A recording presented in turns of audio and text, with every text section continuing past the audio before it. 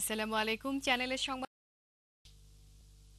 এদিকে 5 দিনব্যাপী তুষারপাতের কারণে ওয়েস্ট ইয়র্কশায়ার এলাকায় জনজীবন বিপন্ন হয়ে পড়েছে।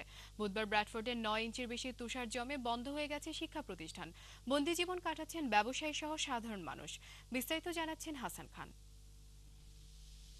গত 5 দিন ধরে প্রচুর পরিমাণে তুষারপাতের কারণে ওয়েস্ট ইয়র্কশায়ার সহ সমগ্র উত্তর ইংল্যান্ডের জনজীবন বিপন্ন হয়ে পড়েছে।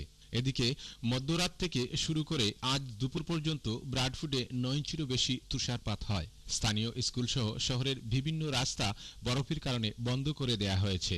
ঘরের ভিতরে মানুষ অনেকটা বন্দি জীবনযাপন করছেন। সোনা দেওয়া অসুবিধা করে আমরা নমাজও যাইতে অসুবিধা করে, বাচ্চা বাচ্চা স্কুলও যাইতে আইতে কত অসুবিধা। আমরা গাড়ি উড়ি ইটা আঠিতে আসছি, আমরা বাচ্চা কাচ্চার গাড়ি লুই আইতে পার না স্কুল থেকে, কত সমস্যা আমরা পড়ছি। ইয়র্কশায়ার এলাকার রাস্তাগুলি উঁচু নিচু পাহাড়ি হওয়ার কারণে যানবাহন চালানো সম্ভব হচ্ছে না। ফলে বাংলাদেশি ব্যবসায়ীরাও 2 দিন যাবৎ তাদের ব্যবসা প্রতিষ্ঠানগুলো খুলতে পারছেন না বলে অনেকেই জানালেন। ঠিক 20 মাইল দূর হয় রেস্টুরেন্ট, আমি তো কালকেও যাওয়া সম্ভব হয়েছে না। আজকে যে পরিস্থিতি দেখলাম বরাবর আজকেও বন্ধ রাখা লাগবে। আমার 4 হুইল ড্রাইভ থাকা সত্ত্বেও আমি গাড়ি চালাইতাম পারলাম না। আজকে যে পরিস্থিতি দেখলাম এই আবহাওয়ায় আমি 30 বছর মাঝিলা দেখি নাই।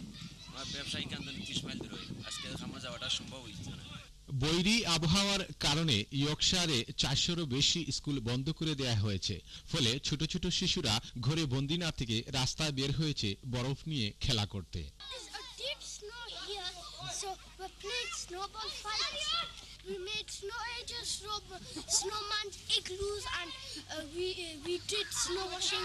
Last night the school put on the website that due to snow conditions, the school will be closed for 1 day. Also, my little brother's school and my sister's schools have announced that they too will be closed for 1 day because of the severe conditions. So it's a fantastic snow day for all of us.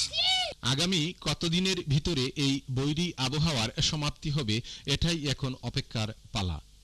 Hasan Khan, channel S news, Bradford, West Yorkshire.